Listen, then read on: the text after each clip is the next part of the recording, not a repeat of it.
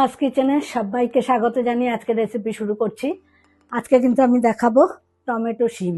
টমেটোটা যেহেতু একটু বেশি লাগবে তার জন্য আমি দুটো টমেটো নিয়েছি, আর নিয়েছি 4-5টা কাঁচা লঙ্কা, একটু রসুন আর একটু ধনেপাতা কুচি। এগুলো আমি পেস্ট করে নেব।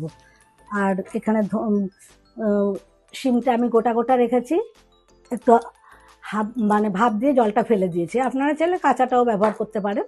আমি একটু জলটাকে করে দিয়েছি, ফেলে দিয়েছি। তো বন্ধুরা আমার সাথে থাকুন, দেখতে থাকুন। দিয়ে দিচ্ছি একটু সর্ষের তেল। তেলটা একটু বেশি লাগবে, এই 2 চামচ 2.5 চামচের মতো আছে। একটা গোটা শুকনো লঙ্কা আর একটুখানি কালো জিরে। এটা গরম হয়ে গেছে, দিয়ে দিচ্ছি লবণ স্বাদ মতো, দিয়ে দিচ্ছি 1/2 চামচ হলুদ। এবার হলুদ লবণটা ভালো করে শিমগুলোর মধ্যে মিশিয়ে নেব আর হালকা একটু ভাজা ভাজা করে নেব। 2 মিনিট বাদে আবার দেখাচ্ছি, আবার একটু উল্টে পাল্টে নিচ্ছি।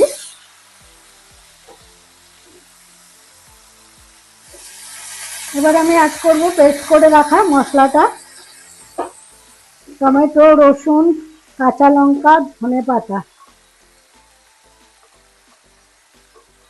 দিয়ে দিচ্ছি একটু কাশ্মীরি লাল লঙ্কা। ঝালটা কিন্তু অপশনাল। দিয়ে দিচ্ছি একটু মিষ্টি, যে যতটা ঝাল খাবেন ততটাই দেবেন।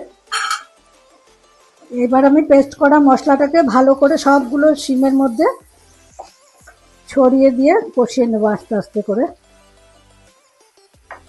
শিমটা অলরেডি সেদ্ধ হয়েই গেছে।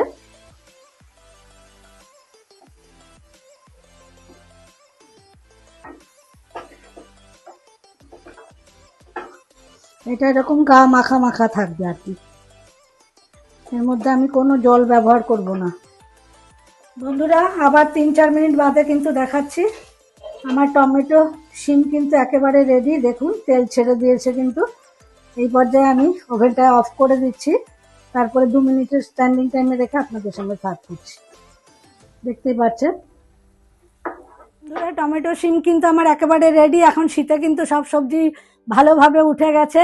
প্রতিদিন একটা একটা করে আইটেম বানান, খান আর কমেন্টে আমাকে জানান। তাহলে ভিডিওটা এখানেই শেষ করছি। সবাই ভালো থাকবেন, সুস্থ থাকবেন। আবার নেক্সট ভিডিও খুব শিগগিরই দেখা হচ্ছে। ততক্ষণের জন্য বিদায় নিচ্ছি।